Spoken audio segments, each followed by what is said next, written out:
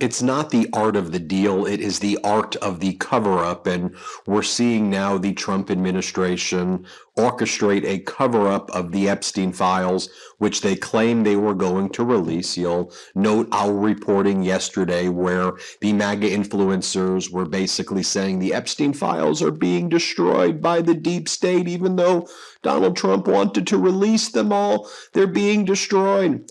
Then earlier today, the Department of Justice sent a letter to Anna Paulina Luna, the MAGA Republican congresswoman who's running a subcommittee whose mission is to, I guess, release the Epstein files, the MLK files, the JFK files, the RFK files, and also UFO files. All of that's under her purview. The DOJ basically said, we're not going to release it. We are doing our due diligence to look through all of these documents, and then we're not turning it over. And then that caused chaos in MAGA world because they all said, I thought you were going to release it. Are you trying to cover it up? And then Donald Trump paraded out his attorney general, Pam Bondi, and she tried to basically, put out some like red meat for her base. And she was like, we're going to release the flight logs. We're going to release some of the flight logs. We can't release a lot of the other stuff, but the flight logs. And so I was like, you mean the flight logs that were released back in 2021? Do you think people are so stupid that they forgot that the flight logs were already released? They were released during the Ghislaine Maxwell trafficking trial, where Donald Trump wished Ghislaine Maxwell, who was Epstein's trafficker, Trump wished her well before that trial and said, basically, hope that she did well. He goes, I wish her well during the trial. But those flight logs have Donald Trump's name at least 7 times, repeatedly. Donald Trump is mentioned. So if you release those flight logs, we're going to see Trump almost more than anybody on that jet. And get this too, after Epstein died under circumstances that, let's just say, are more than curious, Donald Trump got Epstein's jet to use for his campaign from an intermediary who purchased the jet from Epstein's estate, and then Trump put the Trump 2024 logo over Epstein's jet and was flying that around to different campaign stops. So let's just talk about what went down. Let's go through the different permutations. Let's bring out our receipts right here. So the right-wing influencer named DC Drano responds to MAGA Republican Congresswoman Anna Paulina Luna. She goes, my office just received a formal response from the DOJ on the Jeffrey Epstein, JFK, MLK, and RFK files, to which Drano, who's a right-wing MAGA influencer, goes, the DOJ has officially halted release of the Epstein client list. They did not give a date when they would release it. Not sure why they don't just release it in accordance with Donald Trump's executive order. As our editor-in-chief, Ron Filipkowski, writes, what a surprise. MAGA has been screaming for the Epstein client list for years, and for some reason, Donald Trump's DOJ doesn't want to release it. They might need to do some redactions first. Now, it should be noted that Donald Trump and Epstein were very close friends. They hung out in Florida all of the time. Donald Trump is quoted as saying that Epstein is a, quote, great guy who likes women on the younger side.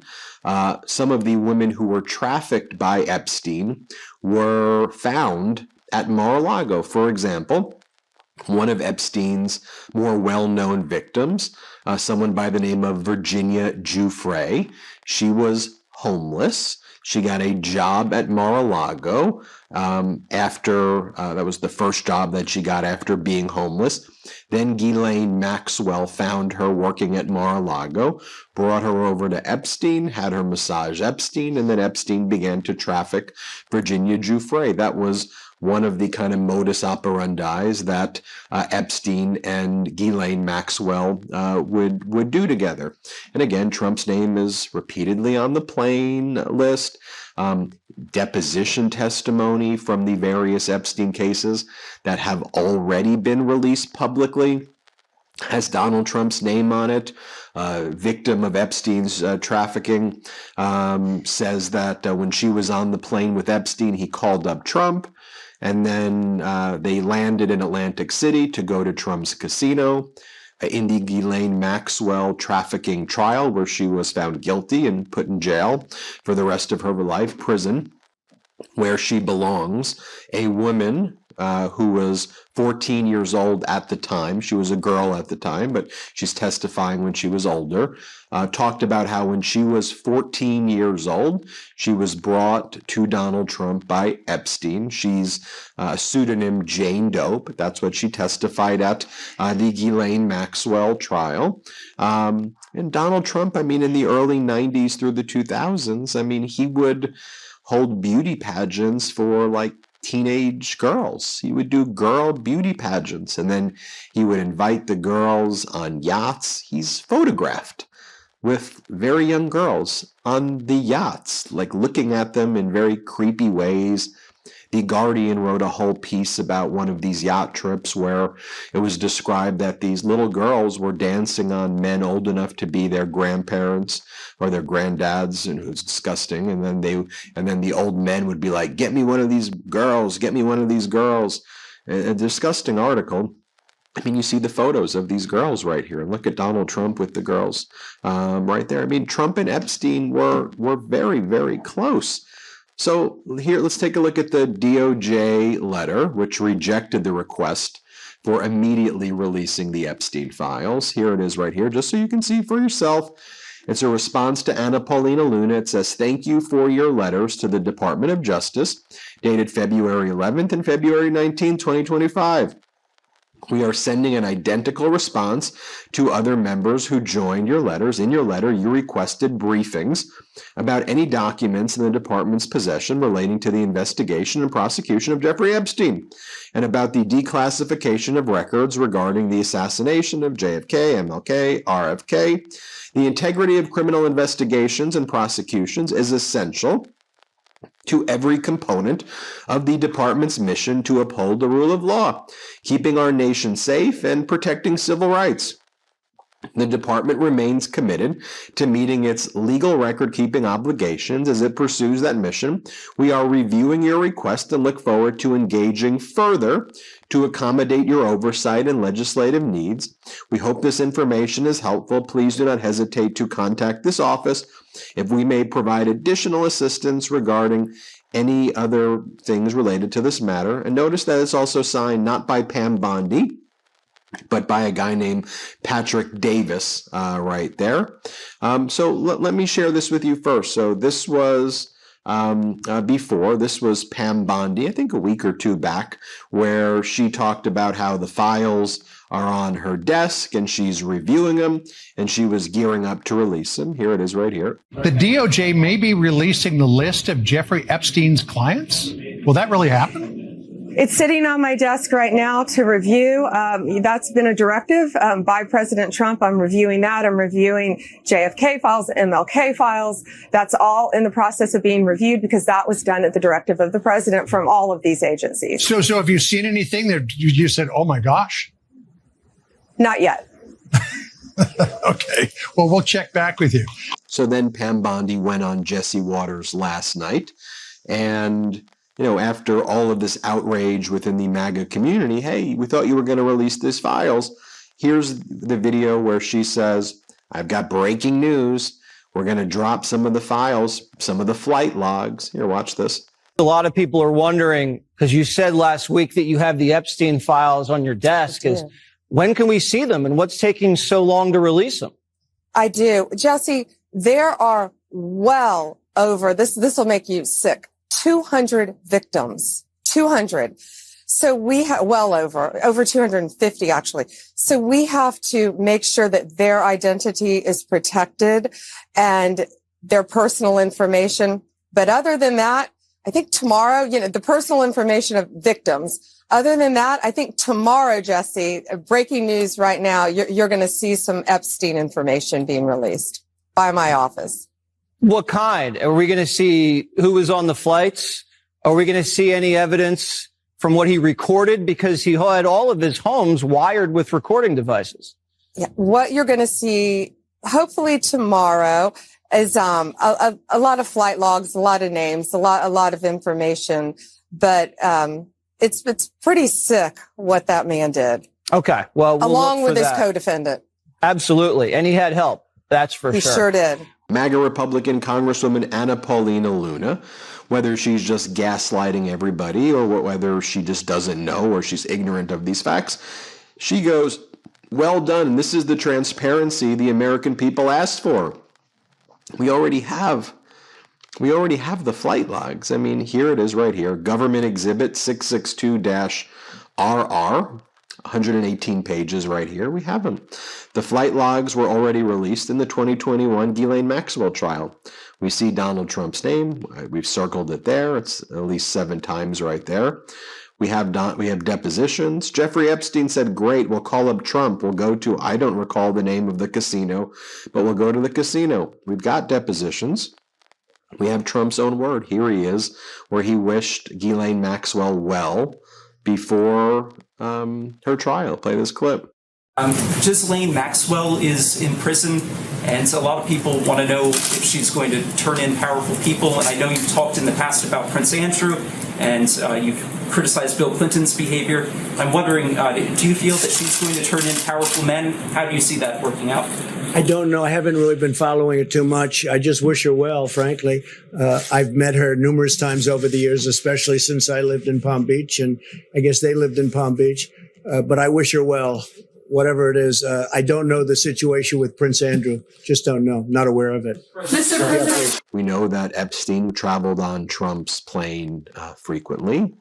We have that data. Here are some of the major revelations from the bombshell Daily Beast article from Michael Wolff's book. Epstein showed me photos of Trump with topless young women sitting on his lap. That's what Wolff claimed. Jeffrey Epstein described himself as Donald Trump's closest friend for about a decade. Epstein claimed that Trump liked to F the wives of his best friends. Epstein alleged Trump and Melania first slept together on the Lolita Express. Epstein suggested Trump was a serial cheat and loved using his power to pursue women.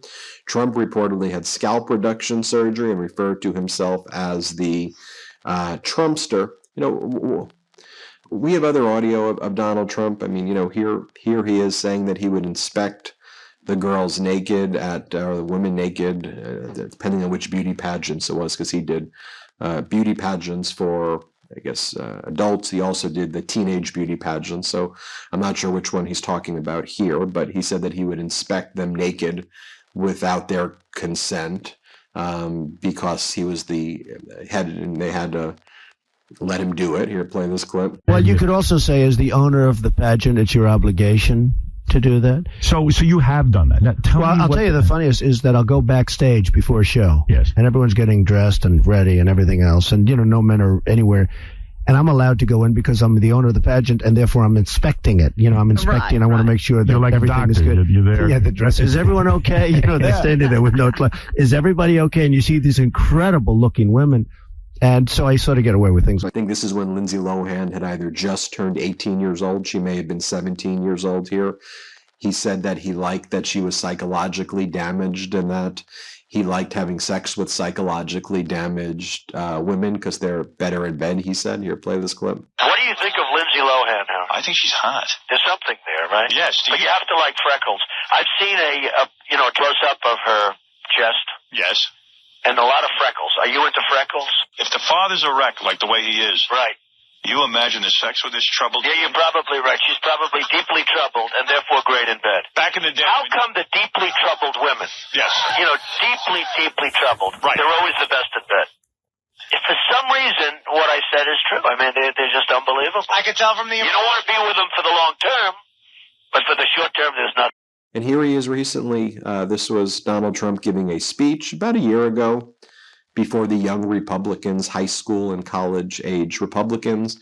And Trump said the most courageous thing he's done, according to a general, was calling, when he would grab women by their genitals, locker room talk. He said that was the most courageous thing, far more courageous than like what people in the military do, defending our country. He said labeling molesting women, locker room talk, he says, was a very courageous thing, he says. Play this clip. But I went onto that stage just a few days later, and a general who's a fantastic general actually said to me, "Sir, I've been on the battlefield. Men have gone down on my left and on my right. I stood on hills where soldiers were killed.